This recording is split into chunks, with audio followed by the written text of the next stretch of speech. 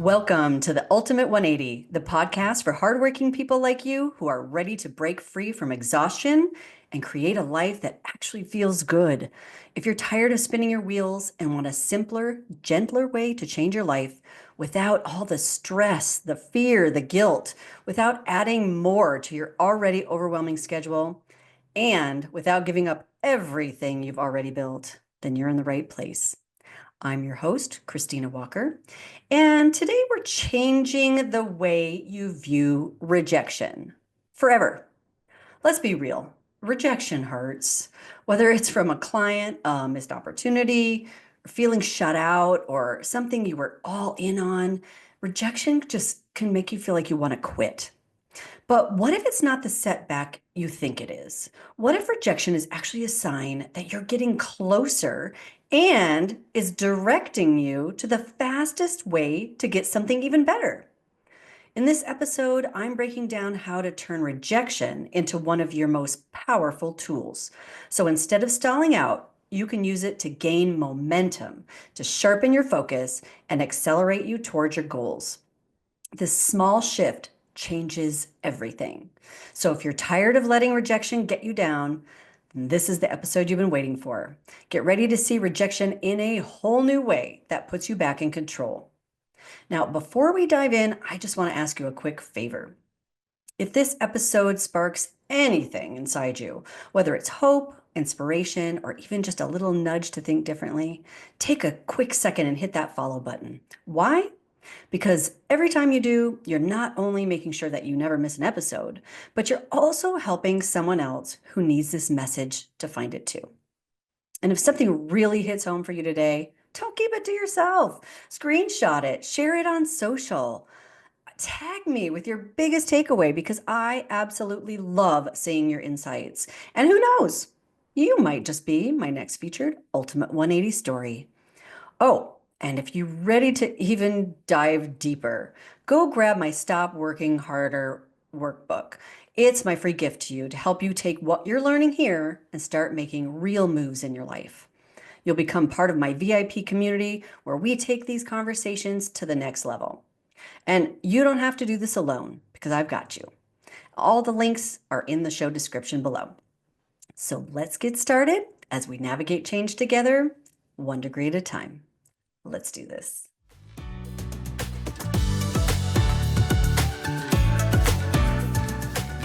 Rejection. Who hasn't gone through all the bad feelings associated with getting rejected?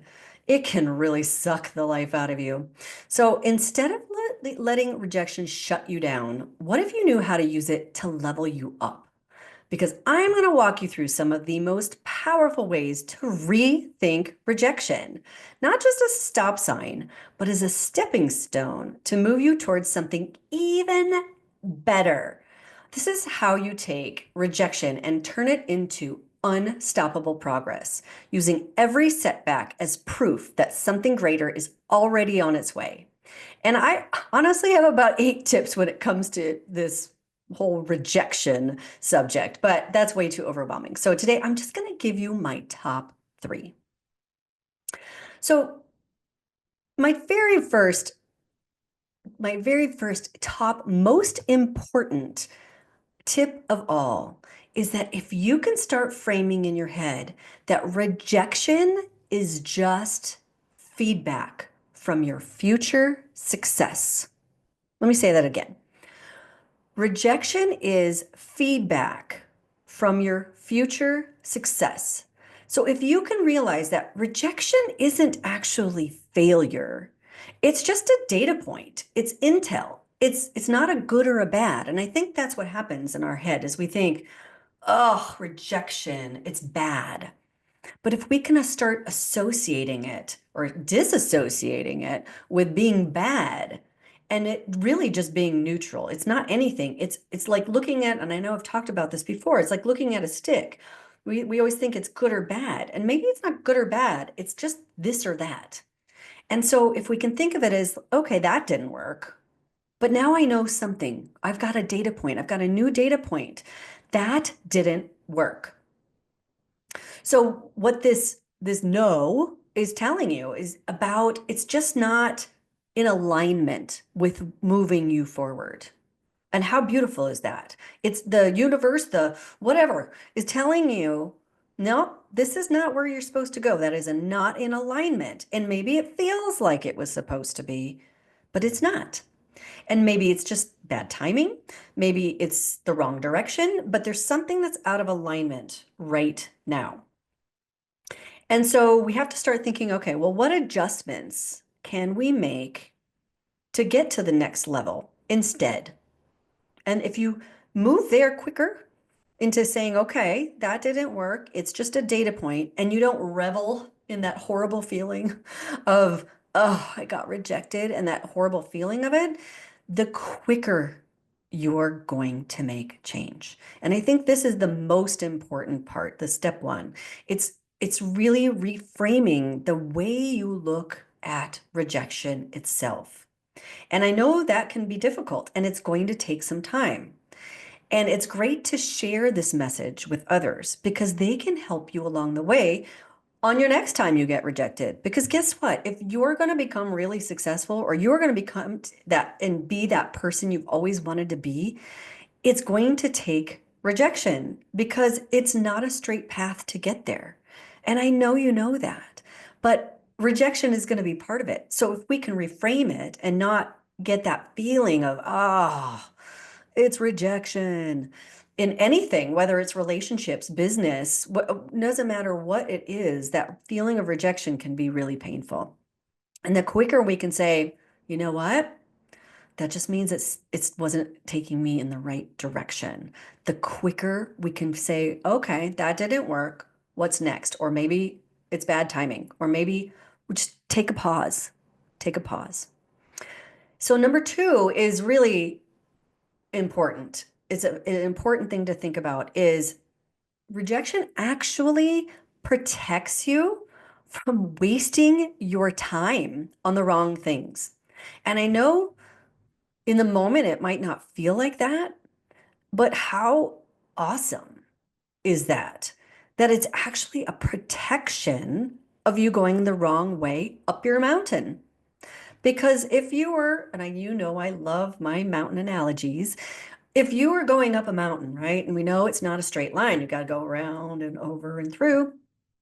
And what if you slipped and fell? And the path that you thought you were going on is no longer an option. And you feel that, oh no, it's a rejection, right? Like, now what am I going to do? I thought that was the only way. But if you can look at that and you can say, oh my God, I bet you that just saved me from going the wrong way. Like it seemed like the wrong way, like I was all in. I knew that that was the right way, but maybe it really wasn't. And so it actually saves you from wasting time and energy on going in that direction at this moment. That's pretty huge. So it reminds me of when people say, you know, when one door shuts, another one opens. But it's like, it's honestly, sometimes that door, it just slams shut on you. And it's saving you from walking through the wrong door. And that's a beautiful thing. That is like if you can view that rejection in the moment, or even maybe give yourself a minute of pity party. And then after that moment, you're like, oh wow, I don't know what it is. I don't know what it just saved me from, but it saved me from going down that wrong road. Because most people, they honestly chase closed doors.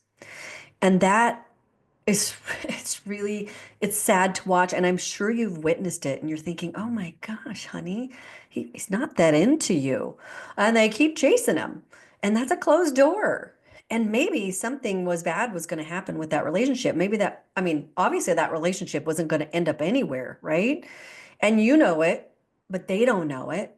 And people like to chase those closed doors. So the quicker in your own life, if you can realize, oh man, I just got that door slammed on me. But you know what? It saved me. It saved me from wasting my time. That is going to save you. It's really going to save you a lot of time and energy.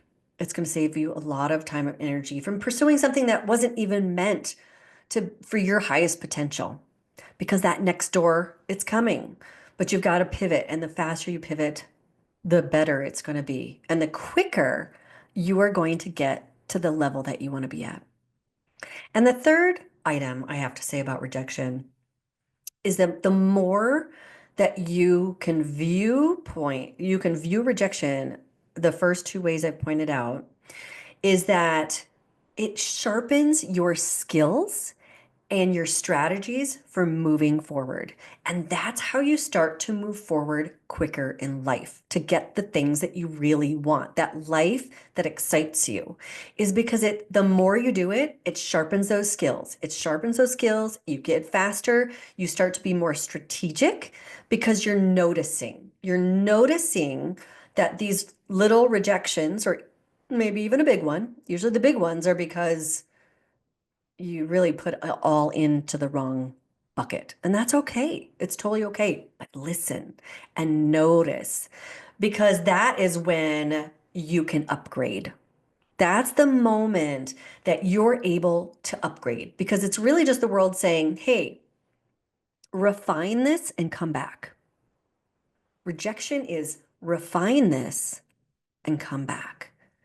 And it gives you the opportunity to say, you know what, maybe I didn't get that job because maybe my skill set really wasn't at the level that I thought it was. And maybe it's not. And if you can be open to hearing that, it allows you to then even go back to that person and say, you know what, I totally appreciate, you choosing someone else. I really love the opportunity if you could tell me what skills I need to sharpen so that I can someday have a job like this. And it's non-threatening to them, because you're not saying, I want this job. You're not being nasty. You're not trying to sell yourself again for that job. You're just saying, hey, if you wouldn't mind, I really would love your help. Most people love helping people. And honestly, in their head, they're like, wow, if this person really goes away and they get a new skill set, this might be a potential hire for the future. And that helps them out, because it's so hard to hire great talent and to find great talent that you might be set up for success the next round, and you'll be that much better. So really high achievers, they actually use rejection in this way. And if you think about it like a mirror, they use it as a mirror. So when they use it as a mirror, it's so much easier to really sharpen those skills, to get stronger, to get better, to do more in the right direction.